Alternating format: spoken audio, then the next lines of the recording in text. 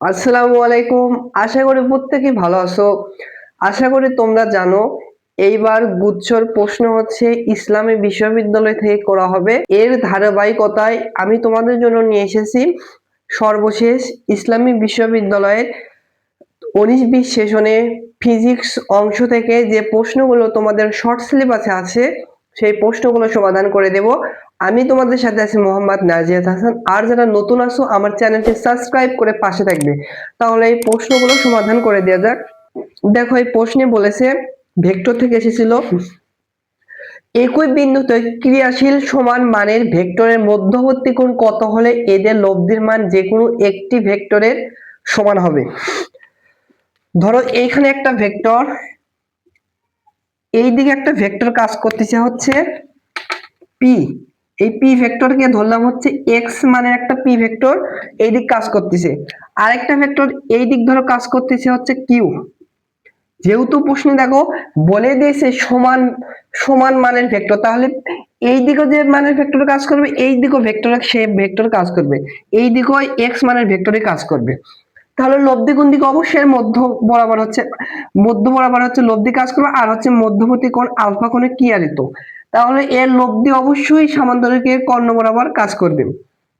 এই লব্ধিটা হচ্ছে আর এই লব্ধি কি বলছে, লব্ধির মানও যে কোনো একটা ভেক্টরের মানে সমান। তাহলে দুইটা ভেক্টর সেম, তাহলে লব্ধির মানও একই ভেক্টর হবে, এক্স হবে।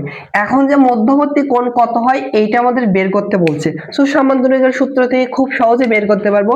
আমরা সামান্তরিকের সূত্র থেকে জানি হচ্ছে আর স্কয়ার সমান সমান হয় হচ্ছে পি স্কয়ার প্লাস হচ্ছে কিউ স্কয়ার প্লাস হচ্ছে 2 PQ cos আলফা। এই সূত্র জানি তো আমরা, আর পি কিউ এর মান বসিয়ে দিলে জাস্ট এইখান থেকে আলফার মান বের করতে পারবো।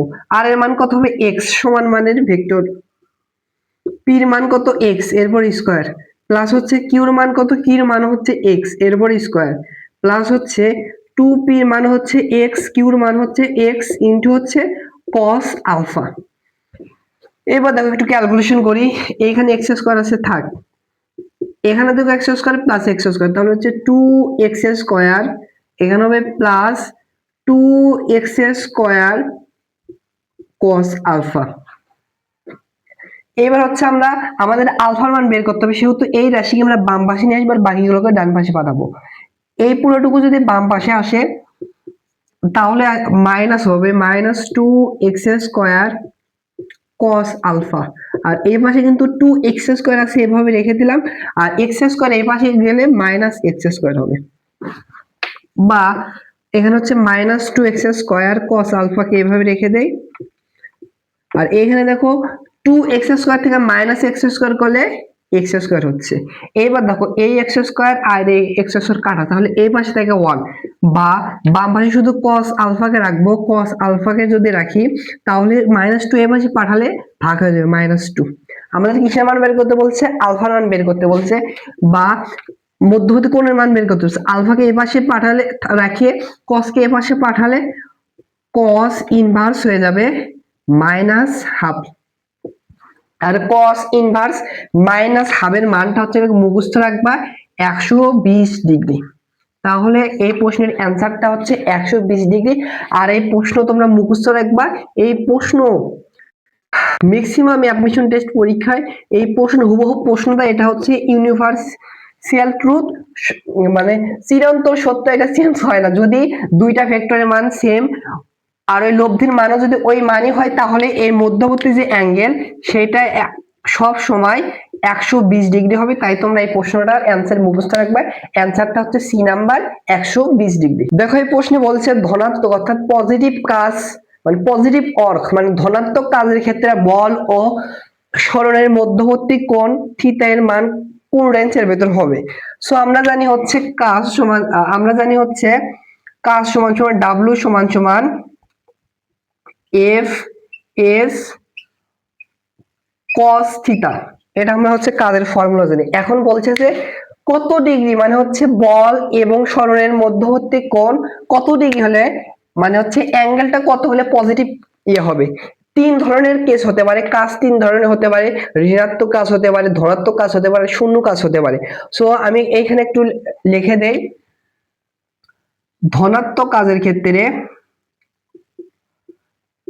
ধনাত্মক কাজের ক্ষেত্রে থিটার রেঞ্জটা হতে হবে হচ্ছে 0 ডিগ্রি হতে পারে, এই 0 ডিগ্রি থেকে বড় হতে পারে, আর 90 ডিগ্রি থেকে অবশ্যই ছোট হতে হবে।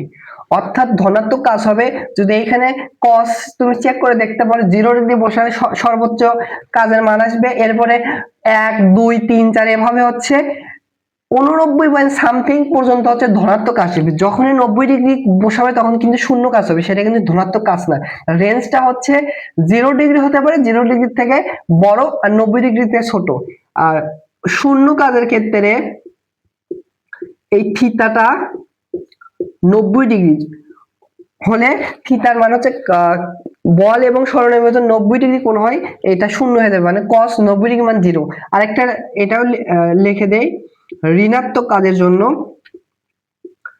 ঋণাত্মক কাজের জন্য এই থিটা রেঞ্জটা হবে হচ্ছে এই 90 ডিগ্রি থেকে বড় হতে হবে, 90 ডিগ্রি থেকে বড় 180 ডিগ্রিও হতে পারে, বা 180 ডিগ্রি থেকে ছোট হতে পারে। তোমরা এই তিনটা কেজি মুখস্থ রাখবা, অনেক অনেক ইম্পর্টেন্ট। তাহলে কি বলছে, ধনাত্মক কাজ তাহলে হচ্ছে 0 ডিগ্রি হতে পারে, 0 ডিগ্রি থেকে বড় হবে, আর হচ্ছে 90 ডিগ্রি থেকে ছোট হবে। তাহলে দেখো এইটার সাথে ক নাম্বার অপশনে মিলে যাচ্ছে। সো এই প্রশ্নের অ্যানসারটা হচ্ছে এ নাম্বারই হচ্ছে কারেক্ট অ্যানসার।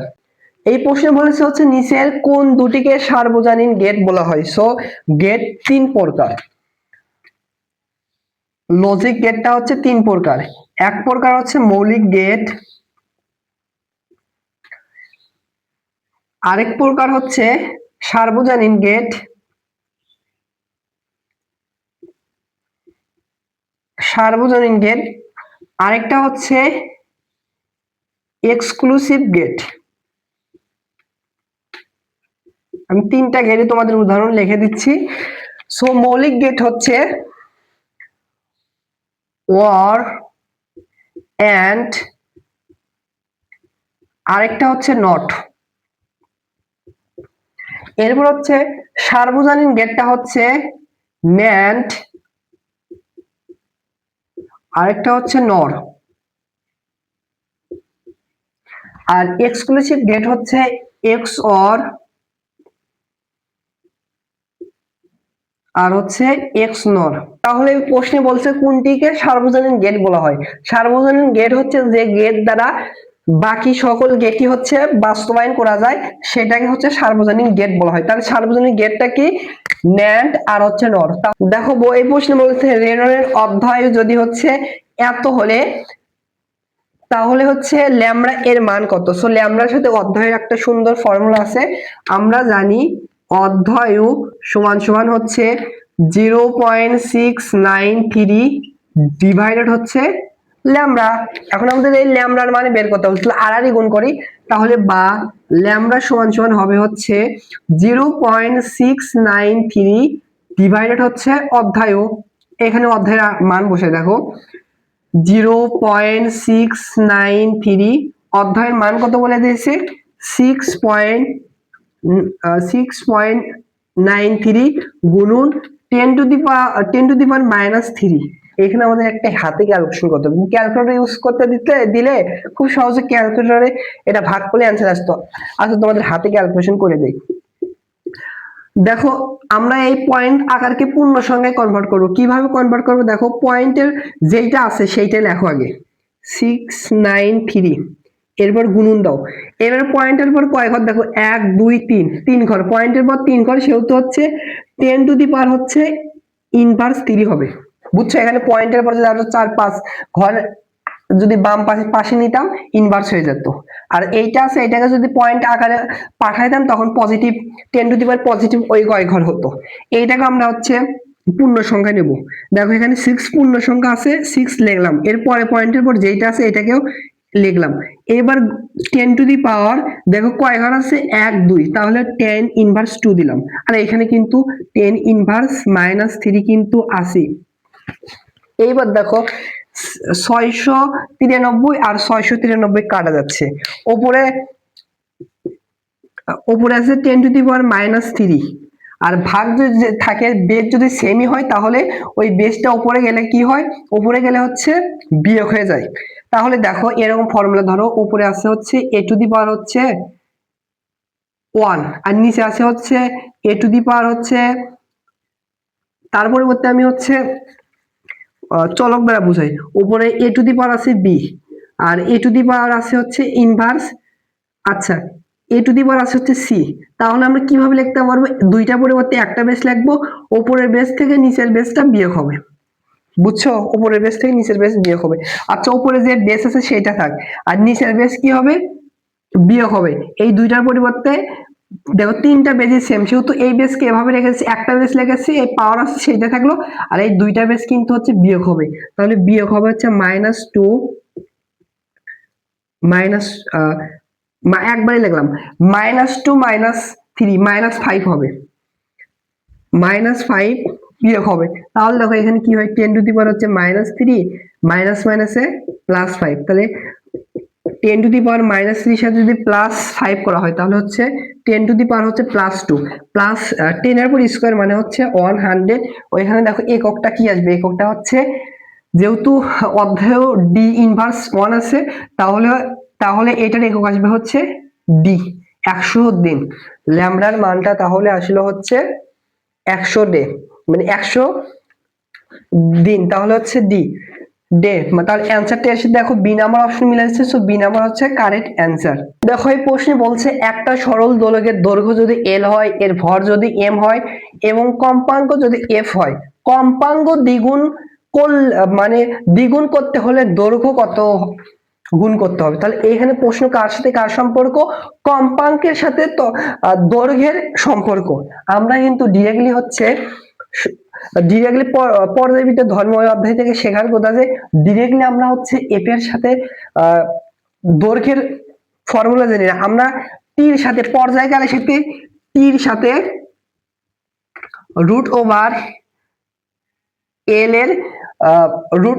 এল এর সাথে সমানুপাতিক সম্পর্ক আমরা এইটা জানি, বাট আমরা আমাদের কিন্তু টি পর্যায়কালের সাথে সম্পর্ক বের করতে বলেনি, বলেছে হচ্ছে কম্পাঙ্কের সাথে সম্পর্ক, মানে এই পর্যায়কালের সাথে কম্পাঙ্কের আরেকটা মানে সম্পর্ক আছে। আচ্ছা এইখান থেকে সমানুপাতিক যদি উঠে দেয়, এইখান থেকে আমরা এইভাবে লিখতে পারি T1 ডিভাইডেড হচ্ছে T2 ইকুয়াল হচ্ছে রুট ওভার L1, রুট ওভারের ভিতরে একবারই লিখি রুট ওভার L1 ডিভাইডেড হচ্ছে L2, সমানুপাতিক সম্পর্ক যেহেতু। এইবার দেখো আমরা কিন্তু তীর পর্যায়কালের সাথে আমাদের সম্পর্ক বের করতে বলছে কি কম্পাঙ্কের সাথে মানে দ্বিগুণ করলে তরঙ্গ দৈর্ঘ্য মানে দৈর্ঘ্যের কি রকম পরিবর্তন হবে, তাহলে সম্পর্ককার এফ মানে কম্পাঙ্কের সাথে।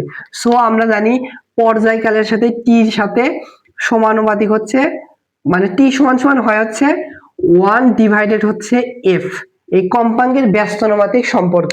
তাহলে এইরকম করে যদি লেখি তাহলে এর উল্টো সম্পর্ক হবে। তাহলে দেখো এটার এভাবে লেখা যায় T1 ডিভাইডেড হচ্ছে T2, যেহেতু ব্যস্তানুপাতিক তাহলে উপরে হবে F2 নিচে হবে হচ্ছে F1, টির সাথে এফ এর এটা কিন্তু সম্পর্ক।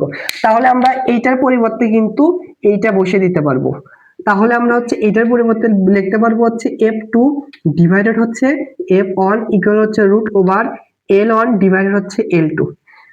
এখন প্রশ্নে কি বলছে, কম্পাঙ্ক যদি দ্বিগুণ করা হয়, ধরি আদি কম্পাঙ্ক মানে প্রথমে যে কম্পাঙ্ক ছিল F1 সেটা ধরি হচ্ছে x, তাই তো। এখন কি করছে F2 মানে পরবর্তীতে সেটা দ্বিগুণ করেছে, তাহলে হবে 2x, তাই তো। এখন কি বলছে যে কম্পাঙ্ক দ্বিগুণ করা হয় তাহলে দৈর্ঘ্য কত হবে, মানে পরিবর্তিত দৈর্ঘ্য L2 কি রকম হবে এইটা আমাদের বের করতে বলছে। আচ্ছা এখানে বসাই দেখো, বা F2 কত, F2 আসবে হচ্ছে 2x ডিভাইডেড হচ্ছে F1 ধরছে হচ্ছে x, আর এই পাশে আছে হচ্ছে রুট ওভার L1 ডিভাইডেড হচ্ছে L2, বা x x কাটা, তাহলে এই পাশে থেকে 2 নিচে কিছু নেই 1 আছে না দিলে হবে সমস্যা নাই। এই পাশে আছে root over L1 divided L2, এই রুট ওভার যদি এই পাশে আসে তাহলে বর্গ হবে, তাহলে 2 এর উপর স্কয়ার দিলে 4 হবে, আর এই পাশে হবে L1 ডিভাইডেড L2। এখন আমাদের কি বের করতে বলছে, L2 মানে পরিবর্তিত দৈর্ঘ্য কত হবে, পরিবর্তিত দৈর্ঘ্য তাহলে হবে দেখো আর যদি গুণ করে নিচে আছে 1, এটার সাথে এটা গুণ করলে এই পাশে আসবে অতএব L2, এটা আমরা পরিবর্তিত দৈর্ঘ্য হবে L1 আদি দৈর্ঘ্য ডিভাইডেড 4। তাহলে পরিবর্তিত দৈর্ঘ্য L2 টা হবে কি, আদি দৈর্ঘ্য ছিল তার 4/1 তাহলে সম্পর্ক কি পেলাম, L1 ডিভাইডেড 4। তাহলে দেখো ডি নাম্বার অপশন এসে মিলে যাচ্ছে 1/4, মানে 4/1। তাহলে অ্যান্সারটা হচ্ছে ডি নাম্বার। অনেক একটা ইন্টারেস্টিং প্রশ্ন। দেখো এই প্রশ্নে বলছে ফোটনের ক্ষেত্রে কোনটি ভুল। সো এই প্রশ্নে একটা মিস্টেক, অপশন গুলো যেগুলো দেয়া আছে সবগুলোই ফোটনের সাথে যে ফর্মুলা গুলো সবগুলোই সঠিক। ই সমান সমান এইচ এফ, এটা সঠিক। এম সমান সমান H F divided C square, এটাও সঠিক। আর পি সমান সমান হচ্ছে এইচ এফ ডিভাইডেড সি, এটাও সঠিক। আর ডি নাম্বার অপশন দেওয়া আছে ই সমান সমান H C divided lambda. So এই প্রশ্নের ক্ষেত্রে চারটা ফর্মুলাই সঠিক। সো এই প্রশ্নের হচ্ছে সঠিক উত্তর নাই, সঠিক উত্তর নেই। বুঝতে পারছো? দেখো এই প্রশ্নে পড়ছে হচ্ছে এক অ্যাংস্ট্রম তরঙ্গ দৈর্ঘ্যের এক বর্ণী এক্স রশ্মির শক্তি কত। সো আমরা জানি শক্তির সাথে তরঙ্গ দৈর্ঘ্যের ফর্মুলা হচ্ছে ই সমান সমান হচ্ছে এইচ সি ডিভাইডেড ল্যামডা। আমাদের ই এর শক্তির মানই বের করতে বলছে।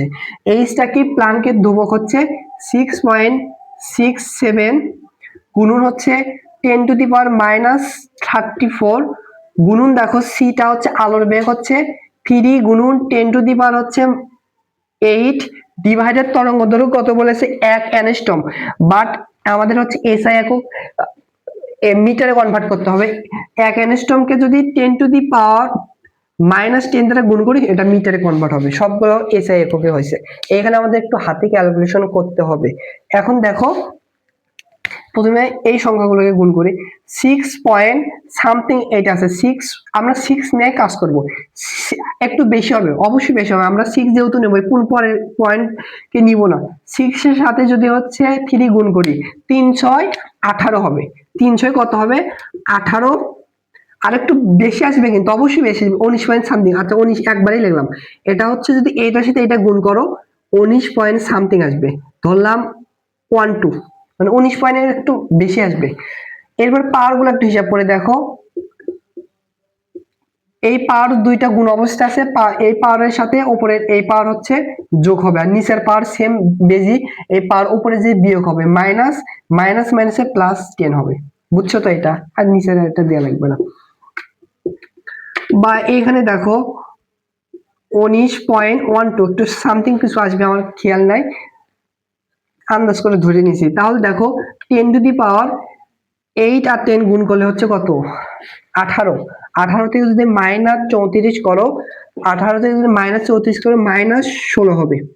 এখন ভালোভাবে অপশনের দিকে আবার ভালোভাবে খেয়াল করো, 19 পয়েন্ট বা 1 পয়েন্ট সামথিং কিছু কি আছে, নাই 20 পয়েন্ট সামথিং আছে। আমরা এটাকে সেই অপশনের সাথে মিলানোর জন্য কি করব, আমরা কিন্তু এটাকে 20 লিখতেই পারি। দেখো 19 পয়েন্ট আরো সামথিং আসবে, মানে 20 এর কাছাকাছি। ক্যালকুলেটর দিয়ে যদি একবারে এক্সাক্ট এইচ এর এক্সাক্ট মান নাও, আরো 1-2 ঘর মান একবারে 20 আসবে। সেহেতু অপশনের সাথে মিল করার জন্য আমাদের এইটাকে 20 ধরে নিলাম, আর 10⁻⁻16। এখন ভালোভাবে খেয়াল করো, এখানে কি 20 আছে, 2 আছে, সেহেতু কি করবো দেখো, আমরা 20 কে এভাবে লিখতে পারি 2 গুণন 10 লিখতে তো পারি।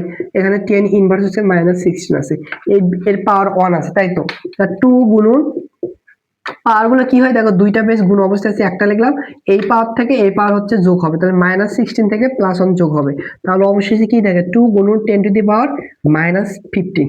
তাহলে এই প্রশ্নের অ্যান্সারটা হচ্ছে 2 গুণন 10⁻হচ্ছে -15। সো এই নাম্বার হচ্ছে কারেক্ট অ্যান্সার। জুল আসবে, এসে একক জুল। সো হাতি ক্যালকুলেশনও কিন্তু দেখে দিয়েছে, এখানে হাতি ক্যালকুলেশন একটু টাফ ছিল, তাহলে প্রশ্ন কিন্তু অনেক ইজি। দেখো এই প্রশ্নটা হচ্ছে থিওরিটিক্যাল প্রশ্ন। বলছে একটা প্রাচীর তাৎক্ষণিক বেগের অভিমুখ বিচরণ পথের কিরকম হবে, উলম্ব বরাবর কাজ করবে না স্পর্শক বরাবর, আনুভূমিক বরাবর না সমান্তরাল বরাবর। এইটা হচ্ছে মুখস্থ রাখবা, হচ্ছে যদি একটা প্রাচীর তাৎক্ষণিক বেগ এর অভিমুখ বিচরণ হচ্ছে স্পর্শক বরাবর কাজ করে, স্পর্শক বরাবর। তাহলে দেখো এটা বি নাম্বার অপশন আছে, বি নাম্বার হচ্ছে কারেক্ট অ্যান্সার। দেখো এই প্রশ্নে বলেছে হচ্ছে 19.6 মিটার ব্যাসের বৃত্তাকার পথে কোন মোটর সাইকেল আরোহী কত বেগে ছুটলে উল্লম্ব তলের সাথে 45 ডিগ্রি আনত থাকবে। তাহলে এইটা হচ্ছে কোণের সাথে ব্যাসার্ধের একটা ফর্মুলা আছে, এইটা হচ্ছে tan থিটা সমান সমান হচ্ছে ভি স্কয়ার ডিভাইডেড হচ্ছে আর জি, অর্থাৎ গাড়ি কত গুণে বাগ নিতে হবে, এইটা হচ্ছে বল অধ্যায়, নিউটনের বল অধ্যায়ের থেকে এই প্রশ্নটা করেছে। আমাদের কি বের করতে বলছে, কত বেগে ছুটলে, তাহলে ভির মান বের করতে বলছে। একটু আড়াআড়ি গুণ করে, এর নিচে কিছু নয়, 1 আছে, 1 এর সাথে ভি স্কয়ার গুণ করলে ভি স্কয়ার হবে, আর ট্যান থিটার সাথে আর জি গুণ অবস্থায় থাকবে। এবার আমরা হিসাব করে দেখো, বা ভি স্কয়ার সমান সমান কি হয়, ট্যান কত ডিগ্রি অ্যাঙ্গেলের মান কত বলেছে, থিটার মান 45 ডিগ্রি, তাহলে এখানে 45 ডিগ্রি বসালাম, ইনটু এখানে দেখো ব্যাস দেওয়া আছে, ব্যাস কত 19.6, আমাদের কিন্তু আর ব্যাসার্ধ লাগবে। সো দেয়া আছে কি ব্যাসার্ধ, ব্যাস দেয়া আছে 2r দেয়া আছে, 2r এর মান হচ্ছে 19.6, আমাদের 2r এর দরকার নাই, তো অর্থাৎ r এর মান হবে, এটাকে 2 দ্বারা ভাগ করলে হবে হচ্ছে 9.8, তাহলে আর এর মান হচ্ছে 9.8 গুণন জি এর মান আমরা কিন্তু জানি 9.8, বা ভি স্কয়ার সমান সমান দেখো tan 45 ডিগ্রির মান হচ্ছে 1 ইনটু এইটা, এটা সেম না, আমরা এভাবে স্কয়ার আকারে লিখতেই পারি 9.8, এরপর হচ্ছে স্কয়ার, আমাদের ভি স্কয়ার দরকার নেই, জাস্ট বেগ কত ভির মান, অতএব ভির মান হবে হচ্ছে রুট ওভার 9.8, এরপর হচ্ছে স্কয়ার, সো রুট ওভার আর স্কয়ার উঠে যাবে, অবশেষে থাকবে হচ্ছে 9.8 মিটার পার সেকেন্ড। তাহলে অ্যান্সারটা হচ্ছে 9.8 বেগে ছুটলে উল্লম্বের সাথে 45 ডিগ্রি কোণ আনত থাকবে। তাহলে এটার সাথে বি নাম্বার অপশন মিলে যাচ্ছে, সো বি নাম্বার হচ্ছে কারেক্ট অ্যান্সার। দেখো এই প্রশ্নে বলেছে হচ্ছে 15 ডিগ্রি সেলসিয়াস হিলিয়াম গ্যাসের আয়তন হঠাৎ, ভালোভাবে খেয়াল করো কি বলছে, হঠাৎ, এখানে একটা ক্লু দিয়ে দিয়েছে, হঠাৎ যদি 8 গুণ বৃদ্ধি পায় তাহলে তাপমাত্রা কত হবে, এখানে হচ্ছে গামার মান দিয়েছে 5/3, তাহলে দেখো হঠাৎ মানে কি, হঠাৎ কোনো কিছু ঘটছে, সেটা কি কোন প্রক্রিয়া, তাপগতিবিদ্যার কিন্তু রুদ্ধতাপীয় প্রক্রিয়ায়। সো রুদ্ধতাপ প্রক্রিয়া এখানে কার কার সম্পর্ক বলছে, তাপমাত্রা এবং আয়তন, তাহলে টিভির সাথে একটা সম্পর্ক আছে, টিভি গামার সাথে সম্পর্ক হচ্ছে টিভি গামা মাইনাস 1 সমান সমান কনস্ট্যান্ট, এটা কিন্তু ফর্মুলা আছে। তাহলে দেখো এখান থেকে আমরা এভাবে লিখতে পারি T1 V1 gamma minus 1 equal লেখা যায় কিন্তু T2 V2 গামা মাইনাস 1। আমাদের কি বের করতে বলছে, কত তাপমাত্রা বৃদ্ধি করা হলো, যদি আয়তন 8 গুণ করা হয় তাহলে কত তাপমাত্রা বৃদ্ধি হয়, মানে T2 বের করতে বলছে, বা এখান থেকে লেখা যায় T2 সমান সমান হবে, এটা এবার শেষে ভাগ হবে T1 ইন্টু V1 ডিভাইডেড হচ্ছে V2, আর আমরা পাওয়ার দুইটা সেম আছে সেহেতু উপরে দিতে পারি গামা মাইনাস 1। এবার দেখো এখানে ডাটা কি দেওয়া আছে, দেখো ডাটা দেওয়া আছে হচ্ছে একটা গ্যাস হঠাৎ 8 গুণ বৃদ্ধি হয়েছে, তাহলে V1 আদি আয়তন ধরলাম হচ্ছে x, পরবর্তীতে কি হয়েছে 8 গুণ বৃদ্ধি হয়েছে, তাহলে V2 কি হবে, তাহলে 8x, আর T1 আদি তাপমাত্রা কত দিয়েছে 15 ডিগ্রি সেলসিয়াস, আমাদের 15 ডিগ্রি সেলসিয়াস এখানে হিসাব করলে হবে, ক্যালভিনে কনভার্ট করতে হবে, কি আছে 15 ডিগ্রি সেলসিয়াস, কিভাবে ক্যালভিনে কনভার্ট করব, 273 এর সাথে এই 15 যোগ করে দাও, তাহলে কেলভিনে কনভার্ট হবে, তাহলে হবে হচ্ছে 288 কেলভিন। এখন বসাই, তাহলে T2 এর মান পেয়ে যাব, T1 এর মান হচ্ছে 288 গুণন হচ্ছে V1 এর মান হচ্ছে x ডিভাইডেড V2 এর মান হচ্ছে 8x, এরপর পাওয়ার হচ্ছে গামার মান কত বলেছে, দেখো গামার মান কিন্তু বলে দিয়েছে 5/3, তাহলে এখানে বসাই 5 হচ্ছে 3 মাইনাস হচ্ছে 1, এইটু এখন ক্যালকুলেটরে বসালে ডিরেক্টলি অ্যান্সার আসতো, বাট তোমার অ্যাডমিশন টেস্ট পরীক্ষায় গুচ্ছ পরীক্ষায় তো ক্যালকুলেটর ইউজ করতে দিবে না, এখানে একটু হাতে ক্যালকুলেশন করতে হবে। দেখো ax আর x কাটা, তাহলে উপরে আছে 1, আর উপরে এইটুকু যদি লসাগু করি তাহলে কি হয়, দেখো 288 গুণন এখানে থাকবে 1 ডিভাইডেড 8, এখানে লসাগু যদি করে নিচে হবে 3, উপরে হবে 5 - 3, তাহলে হচ্ছে 2, একবারই লিখে দাও। এইবার দেখো কি করা যায়, গুণন 1 এর পরে পাওয়ার দিলে এই 1 হবে, আর নিচে 8, 8 এর পরে পাওয়ার এটা চলে আসবে, 8 এর পাওয়ার হচ্ছে 2 ডিভাইডেড হচ্ছে 3। এখানে একটু আমাদের হাতে ক্যালকুলেশন করতে হবে, 288 গুণন 1 ডিভাইডেড 8 কে আমরা এভাবে লিখতে পারি না, দেখো 2 এর উপরে হচ্ছে কিউব 8, এরপর পাওয়ার আছে হচ্ছে 2 গুণন হচ্ছে 3, লিখতে পারি তো, বা 288 গুণন 1 ডিভাইডেড পাওয়ারের পরে পাওয়ার যদি থাকে পাওয়ার গুণ হয়ে যায়, তাহলে এই 3 আর এই 3 উপরে যাবে আর নিচে 3 আছে, 3 3 কাটা যাবে, 2 এর উপর পাওয়ার থাকবে হচ্ছে 2। এইটুকু বুঝছো, এইখানে একটু হাতে ক্যালকুলেশন করতে হয়, করলে এই ম্যাথটি ইজিলি চলে আসবে आंसर। তাহলে দেখো উপরে থাকে 1 এর সাথে গুণ করলে 288, নিচে 2 এর পর স্কয়ার দিলে হচ্ছে 4। তাহলে 288 কে যদি 4 দ্বারা ভাগ করো, তাহলে এটাকে 4 দ্বারা ভাগ করলে আসবে হচ্ছে 72 ডিগ্রি সেলসিয়াস। ভালো, এই ম্যাথটা হাতে ক্যালকুলেশন ভালো দিয়েছে। তাহলে কত তাপমাত্রা হবে, যদি আয়তন 4 গুণ করা হয় তাহলে তাপমাত্রা পরিবর্তিত হয়ে 72 ডিগ্রি হবে। এখন অপশনের দিকে খেয়াল করো, ও সরি এটা ডিগ্রি না, আমরা তো এটা হচ্ছে ক্যালভিনে কনভার্ট করছি, অ্যানসারটা এইখানে ক্যালভিন আসলো, বাট অপশনে দিয়ে খেয়াল করো, অপশনে কিন্তু সব সেলসিয়াস আছে। সো এটাকে সেলসিয়াস কিভাবে কনভার্ট করব, জাস্ট 273 মাইনাস করে দাও, তাহলে সেলসিয়াসে কনভার্ট হবে। যদি 72 থেকে যদি হচ্ছে মাইনাস 273 করো, তাহলে দেখো 73 থেকে যদি 72 করো তাহলে 1, তাহলে মাইনাস আছে সেহেতু মাইনাস 201 ডিগ্রি সেলসিয়াস। বুঝতে পারছো, অনেক ভালো হাতে ক্যালকুলেশন দিচ্ছে। তাহলে এই প্রশ্নের অ্যান্সারটা হচ্ছে মাইনাস 201 ডিগ্রি সেলসিয়াস। আশা করি বুঝতে পেরেছো। দেখো এই প্রশ্নে বলছে, এটা থিওরিটিক্যাল প্রশ্ন, মুখস্থ রাখবে এটা। দোলন গতির উদাহরণ কোনটি? দোলন গতির উদাহরণ, একটা ফেমাস উদাহরণ, সূর্যলাকার গতি, এটা হচ্ছে দোলন গতির উদাহরণ। এই প্রশ্নটা তোমরা মুখস্থ রাখবে। এই প্রশ্নে বলেছে মহাকাশে একজন নভোচারীর কাছে একটি সরল দোলকের দোলনকাল কি হবে? আমরা জানি দোলনকালের ফর্মুলা হচ্ছে t সমান সমান 2 pi into root over L divided হচ্ছে জি। বলছে মহাকাশে যখন একটা নভোচারী যায় তার কাছে এই দোলনকাল বা পর্যায়কালটা কিরকম মনে হবে। সো যখন একজন মহাকাশে একজন নভোচারী যায়, আর এই মহাকাশে হচ্ছে জি যে অভিকর্ষ ত্বরণ আছে, এই অভিকর্ষ ত্বরণের মান হয় হচ্ছে 0। তাহলে এখানে 0 যদি বসে দেয়, এল ডিভাইডেড 0, তাহলে কি আসে, সামথিং ডিভাইডেড 0, সেইটা একটা অসংজ্ঞায়িত মান আসে, মানে হচ্ছে অসীম মান আসে। তাহলে এই প্রশ্নটা তোমরা মুখস্থ রাখবা, মহাকাশের দোলনকাল মানে জির মান হচ্ছে 0, আর হচ্ছে দোলনকাল বা পর্যায়কালের মানটা হচ্ছে অসীম। তাহলে ডি নাম্বার অপশন হচ্ছে কারেক্ট অ্যান্সার। এই প্রশ্নে বলেছে হচ্ছে ধাতব পদার্থের ক্ষেত্রে পয়জনের অনুপাতের মানের সীমা কত, এটা মুখস্থ রাখবা। পয়জনের অনুপাতের সীমা হচ্ছে -1 এর থেকে বড় হবে আর হাফের থেকে হচ্ছে ছোট হবে, এই রেঞ্জের ভেতর হচ্ছে পয়জনের অনুপাত হয়ে থাকে। তাহলে এইটার সাথে দেখো বি নাম্বার অপশন মিলে যাচ্ছে, বি নাম্বার হচ্ছে কারেক্ট অ্যান্সার।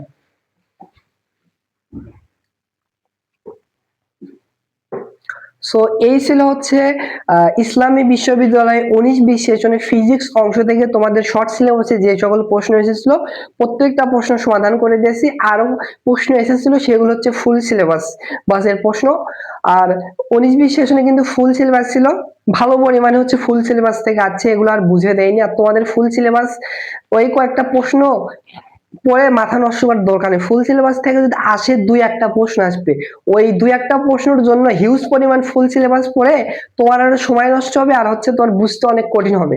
সো যতটুকু পারছি আমার তরফ থেকে বোঝানোর চেষ্টা করছি, ভুলও হতে পারে, আমি স্বীকার করতেছি আমার পড়ানোর ক্ষেত্রে বা বোঝানোর ক্ষেত্রে ভুলও হতে পারে, কারণ আমি একজন স্টুডেন্ট, আমি কোনো প্রফেশনাল টিচার না। সো সবাই ক্ষমার দৃষ্টিতে দেখবে। সো সবাই ভালো থাকো, সুস্থ থাকো, দেখা হচ্ছে পরবর্তী কোনো ক্লাসে। আল্লাহ হাফেজ।